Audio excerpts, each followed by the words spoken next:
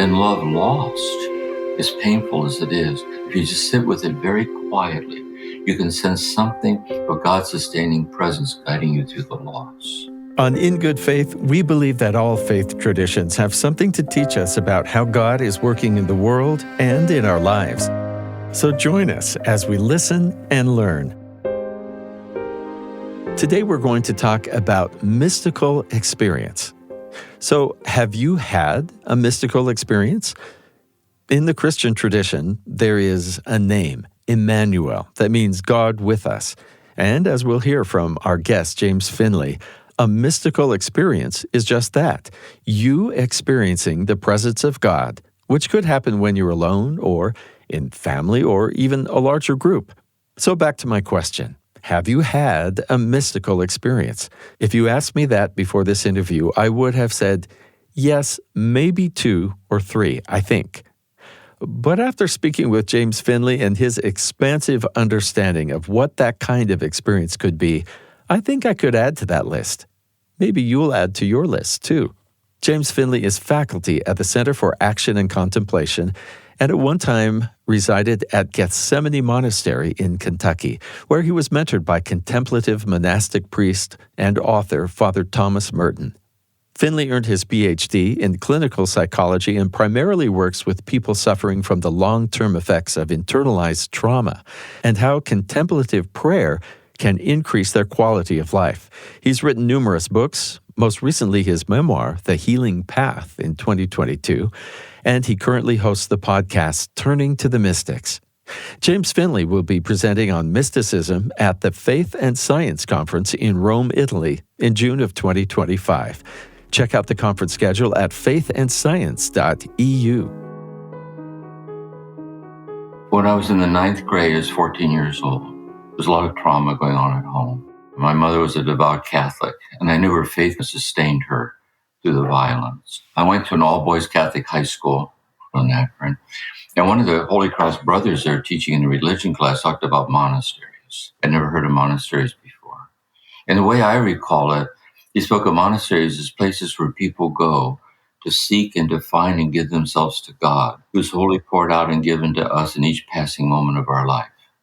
And they believe that their hidden life of fidelity to that search touches the whole world in ways we don't understand. And he mentioned Thomas Merton. I'd never heard of Thomas Merton. And the impact that he had. And when he went to the monastery, he wrote his memoir, 7-Story Mountain. So I went to the school library that night, that day after school. They had one book by him, The Sign of Jonas, which is a journal that he wrote. And on the very first page, he says, as for me, I have but one desire, the desire for solitude, to disappear into the secret of God's face. And at 14, I didn't know what it meant. But something in me said, me too. That is, the depth from which he spoke of his own longing for God awakened that depth in me. And for the next 4 years, I read that book over and over. And I lived there in this cloistered monastery for almost 6 years, had a profound effect on me. And then Merton, as a novice master, guided me in the search. And he led me into the classical texts of the mystics. I was so radicalized by that, this sense of communion, this deep experience of incarnate infinity intimately realized, like the divinity of standing up and sitting down, and how reflective prayer becomes words of wordless silence and oneness and so on. So when I left the monastery, I still wanted to live that way, my meditation practice and the mystics. And so I wrote a book, Merton's Palace of Nowhere, on ultimate identity. I was a high school religion teacher at the time. I was married, had 2 children. And I started giving silent meditation retreats around the United States and Canada, and several times in Europe. The retreats are in silence. The meals are in silence. There were 3 sits a day, 20 minutes each, sitting in silence together. Then I would speak from my heart from a mystical text and see how it sheds light on the depth dimension of their day-by-day life at home. When people come to the retreat, do they say what they're seeking? Some may be saying healing, or some that they want to have a personal experience with God maybe they haven't had, or maybe they have? I'll share something with you that meant a lot to me. I also had a chance to study medieval philosophy under Daniel Walsh, who taught philosophy at Columbia. And I was very affected by the philosophical theology of the Middle Ages and so on. So when I was writing Merton's Palace of Nowhere on the True Self, I said, I don't know how to communicate this to people out here. that we subsist in God like light subsists in flame, see, the oneness. And he wrote back, he said, you can't communicate it, but it will communicate itself through you if you're convinced in what you say. Interesting. Yeah, and he says, if you are what you say. And you know it'll communicate itself because there'll be a response in the listener that knows something very deep inside of them that matters very much is being awakened. I think that's what I do. I think I try to speak from my heart about this oneness. I try to help people look for little moments where they had a glimpse of it in the midst of nature, the arms of the beloved, or reading a child a good night story, or lying in the dark, listening to your breathing, like it washes over you like a taste of it. And how in that taste that you get the intuition that in these awakening moments, you don't get the intuition that something more was given, but like a curtain opened, and you tasted momentarily the abyss-like divine nature of every moment of your life. And so then this starts path talk. What's the way of life in which I can be liberated from what hinders me from habitually abiding in the divinity of the immediacy of my life? And I get the feeling that people come to the retreat when they hear that it's in silence and the mystics, they've in some way been touched by that. Like, how do I deepen that? Or how do I be faithful to that? How do I understand it? How do I live by it? And that's my sense of it. I'm picturing 14-year-old James with Merton's The Sign of Jonas. Do you recall having an experience in those young ages where you thought, this is that connection that I was looking for? What did that feel like or seem like to you? Was it different than expected? For me, where it started is that because of the trauma that was going on, a lot of the arguments with my father, it was about Catholicism. They fought about all kinds of things. And so she would take us to Mass on Sunday. I'm the oldest of six. And she would ask us to pray to God to give us the strength to get through the things that happen when Daddy gets mad. That's how she put it. And so I was lying in my bed at night, I was maybe 4, and I could hear my father screaming at my mother outside the door. And maybe earlier that day he had hit me. I knew if tomorrow he wanted to, he'd do it again. And so I took up my mother's word and I prayed to God to give me the strength. I was lying there in the dark. And the experience I had was that God heard my prayer, came to me in the dark, and in a moment I can't remember, merged with me. So when I woke up the next morning, the trauma still went on. But when I came out of that into the living room, it was different. Because my father, if he hit me, he thought he was hitting me. But he didn't know he was hitting that other me that other people could see. He didn't know the real me was secretly carried by God into a secret place he didn't know about.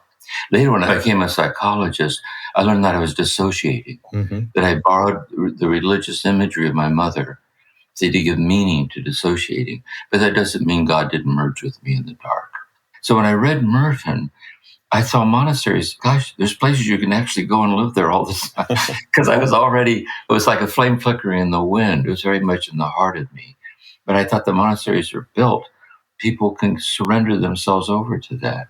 I am so sorry for what you did go through. I'm also happy that you felt God reach out and carry you or lift you in some way, even though the situation didn't go away immediately. Exactly. Me too. Changed my life, saved my life. Yeah.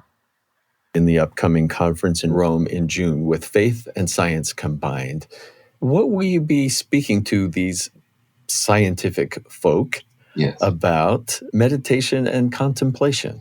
Yes. When Merton's Palace of Nowhere came out, and I started giving talks around the country, I was invited by clinical psychologists to give a weekend retreat to his patients and former patients and colleagues. And he had read Merton's Palace of Nowhere, the book. And he was an evangelical Christian, but his parents were missionaries in India. And he would go to the ashrams, and he was very moved by the depth of the yogis that would teach. So when he read Merton's Palace, it was his first exposure to mystical Christianity. And at the end of the retreat, he said, if you would commit yourself to exploring the contribution that these mystical unitive states of consciousness make to the science of psychology, I'll see to it that you can have a doctorate in clinical psychology with family support as a gift, not alone. You just have to commit. So I took him up on it. I was living in Cleveland. I was a high school religion teacher. And spent 5 years of full-time doctoral work for a theological seminary going through high school. So when I became a psychologist, that's science. See, the diagnosis, assessment, and treatment of psychological symptoms that embody suffering. Looking for evidence-based integrity of a response, and evidence means empirically measurable. I developed a thesis statement around how I experience the interplay of what is the depth dimension of the healing encounter, and how does these measurable variables open out upon the immeasurable depth of the person's own existence in their own life, and how is therapy a kind of a process that invites that. That's what I want to talk about. When I hear about the whole idea that you would be talking about internalized trauma and how contemplative prayer can increase quality of life, we read of Jesus, for instance, in the New Testament, healing people in person, physical touch or the words. But if I get what you're saying, it's like being in the presence of God itself can be healing for mental, physical, emotional trauma. Yeah, so here's the way I put it. See, if we think of the word trauma, the root of the word trauma means a wound or a source of suffering. So we might say that all of us are subject to traumas great and small that can and sometimes do occur in our life together. Small traumas are the slights and the insults, the abandonments, the accidents, the hurts. But the point is, the center holds. Big trauma is it gets so intense you disappear into the trauma, the psychic death. And is that why it's trauma? Because it stays with you. It wasn't a one-time Yes, thing. because if you survive the incest or the beating, whatever, you're so glad you survived, but not quite, because it got inside of you. And then a triggering event is anything in the present that resembles the original trauma. Your autonomic nervous system, the axis of the brain, you'll re-experience the trauma, post-traumatic stress disorder. Then as a clinician, that needs to be dealt with in its own right. That's the therapy. But sometimes we get this feeling that we're skimming over the surface of the depths of our own life. And our own woundedness is carrying us along as part of it. And we realize somewhere that we're suffering from depth deprivation. And we know of depth deprivation because you can single out certain moments that you tasted it. In the midst of nature, in the middle of the dark, in the arms of the beloved, telling a child a goodnight story, pause between two lines of a poem, it shimmered and shined. So you know it's there. So then the question is that right in the midst of therapy, what are the ways where that depth dimension starts shining out of the therapy itself? In their tears, it's very close to AA, like having had a spiritual awakening. As I start looking at a phenomenological exploration, and then when that opens up and that shines out, to mirror it back to the person and bear witness to it. And then say, you know, that depth inside of you is always there. And together, you can learn to be more habitually stabilized in it as a place out of which to face the hurting places. And this is the tone of it. I'm curious because you've taught so many retreats. People come and you're not just teaching, but you're taking moments to have silent meditation or contemplative prayer. Do you find that people are looking beyond the mark? I've got to have this certain experience to show that I've done it right. What are you hoping people will experience as they sit silently? Well, first of all, let's say the person's coming into me in therapy. A lot of them come to me in therapy because they'd be on one of my silent retreats and they want that dimension in their therapy. Sometimes not. In therapy, I see where they are. What do they want? Why are they there? And I meet them where they are. So I'll give an example. Yeah. Just like a liturgy or a ritual. We'll both sit down, you'll talk, and I'll listen. At a certain point, I'll ask you a question. And it's a real question. I want to understand you better. And the question is such that you can't respond without pausing for a moment to listen to yourself. And in that moment, you're becoming more present to yourself, and it's already started. You don't say it. They're not ready yet. But it's already begun. So little by little, it forms an alliance this way of growth. And in that trusting alliance, the person goes through their work. So one of my theses is that when we risk sharing what hurts the most in the presence of someone who will not invade us or abandon us, we can be reparented in love. But there's another level to this, that in that process, there is the opening up of what Jesus called the pearl of great price. And what opens up within the person is a depth of presence that's abyss-like. They might start laughing or they might tear up. It's deeper than simply freedom from symptoms. Often they'll say something like this: something was given to me, and I'm so grateful for it. I matter. I didn't know that I mattered. I have a value that cannot be calculated. There's a preciousness about me that came shining out through my woundedness, but no one can take it away from me. And that's the spiritual dimension. See, I think that starts to put words to that dimension. What a gift to be able to just be with someone and be the person that can be safe enough that you can, it's their own experience, but you've set the stage for it. Therapy was a good fit for me. I felt so grateful for it. The unrelenting courage of the human spirit. I felt so honored by that process. Yeah. In one of your podcast episodes for Turning to the Mystics, you were talking about, actually, I think it was pilgrimage, both actual to places, but also inner journey and pilgrimage. I just wrote down a mystical experience, and I'm quoting you to you here, experiencing God's presence in your life. That is the mystical experience. See, the question is, what's that mean? I'll give some examples from me, like from Thomas Merton, but all the mystics. He says, the world and time are the dance of the Lord in emptiness. The silence of the spheres is the music of a wedding feast. So there he's bearing witness to the already perfectly holy nature of what is. This dance. And then he says a stunning thing. He said, we don't need to go very far to catch echoes of that game and of that dancing. And he gives very simple examples. He says, you're out walking alone in the midst of nature, and you turn to see a flock of birds descending.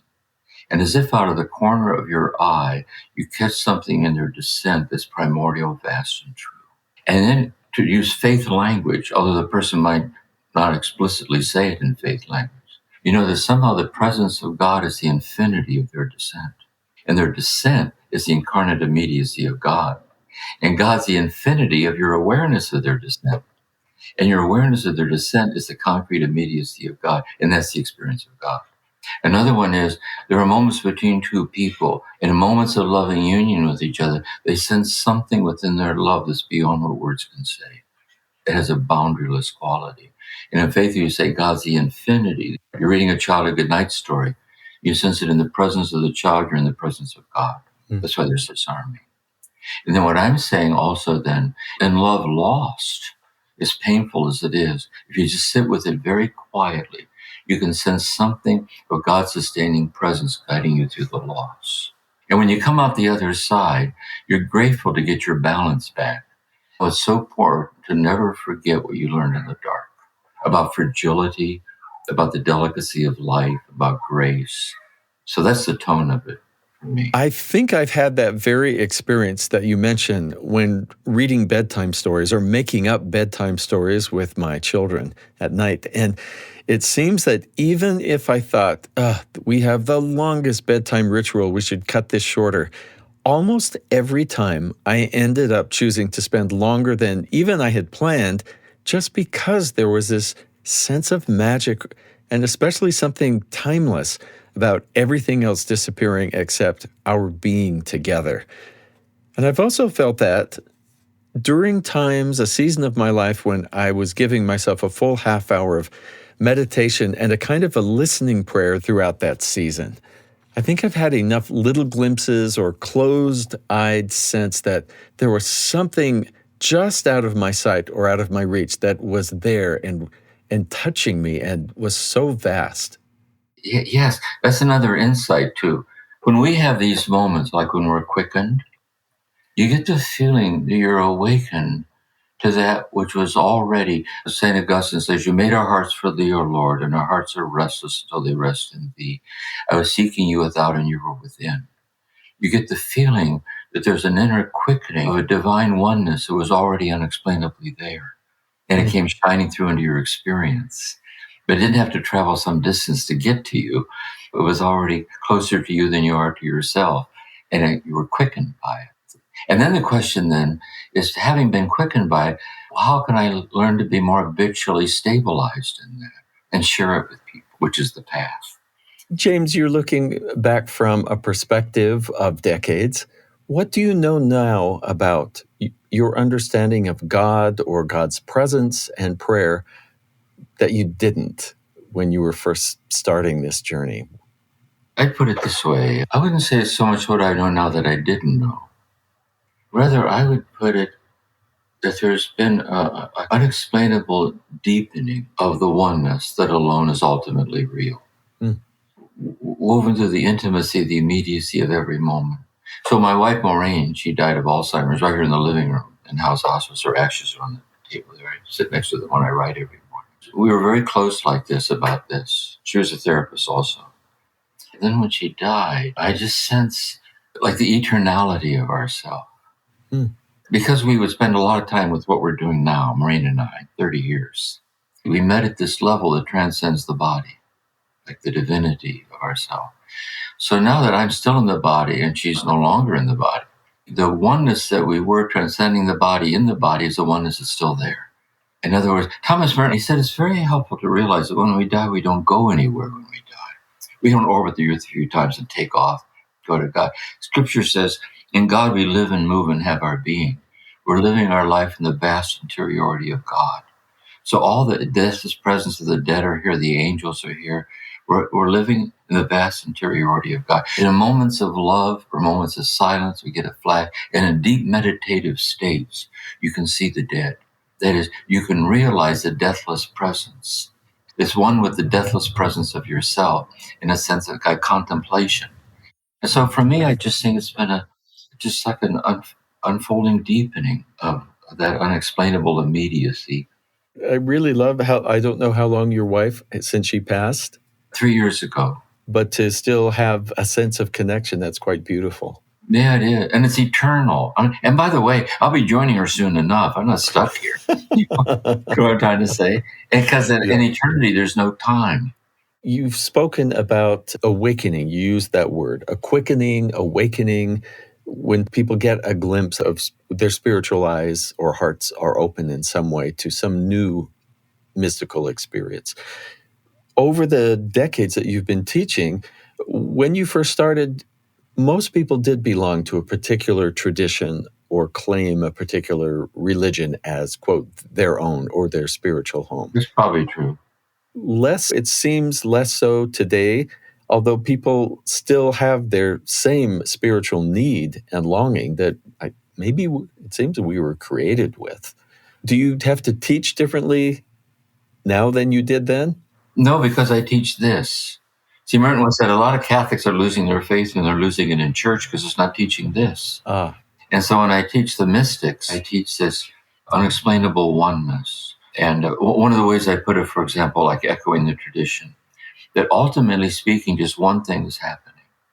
The infinite presence of God is presencing itself, is pouring itself out whole and complete in and as the gift and the miracle of the intimate immediacy of our very presence, the presence of others and of all things, and our communal nothingness without God. So I would start out a talk and say, well, let's clear that up. Like, what the hell does that mean?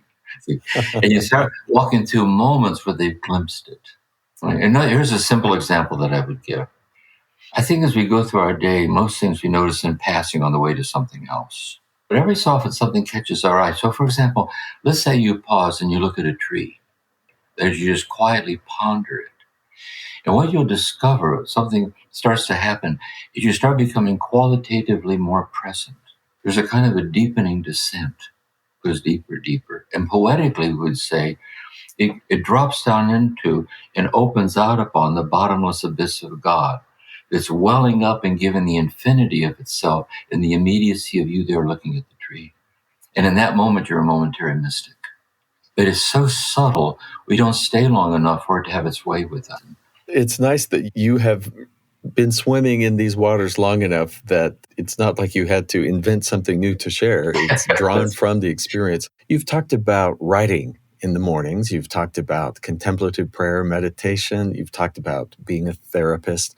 What are the things that make you feel connected to the divine or experience joy? Yes, I write 6 hours a day in the morning. I write all in the morning.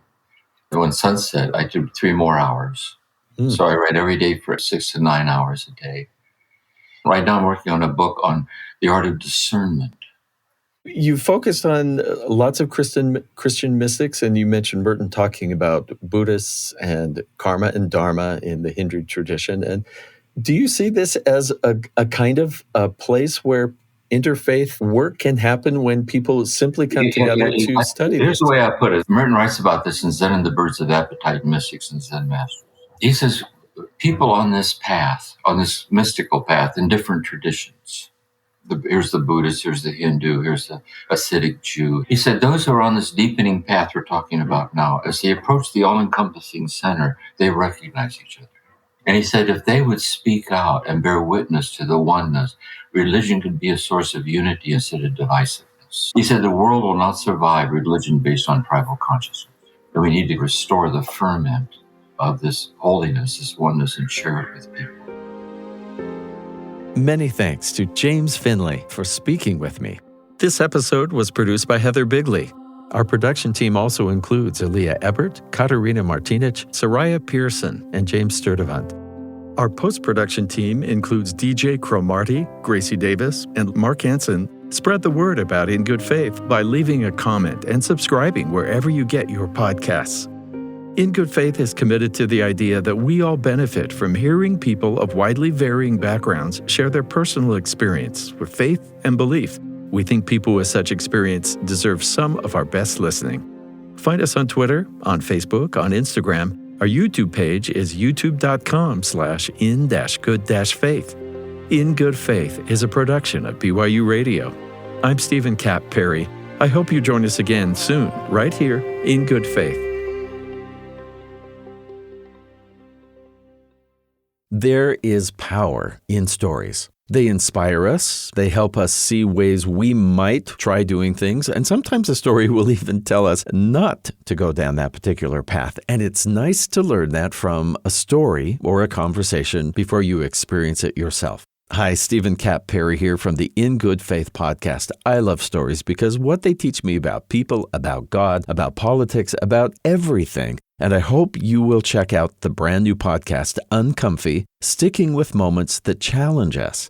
There is so much to learn from the stories of these guests because they are people who found themselves in an uncomfortable moment. They could have just left the situation, written off the people they disagreed with, but instead they made something beautiful out of it. And you can learn how, and I know you'll like the stories. This is hosted by Julie Rose, the host of Top of Mind. She does a great job, and I know you'll love the guests and their stories. Check out Uncomfy.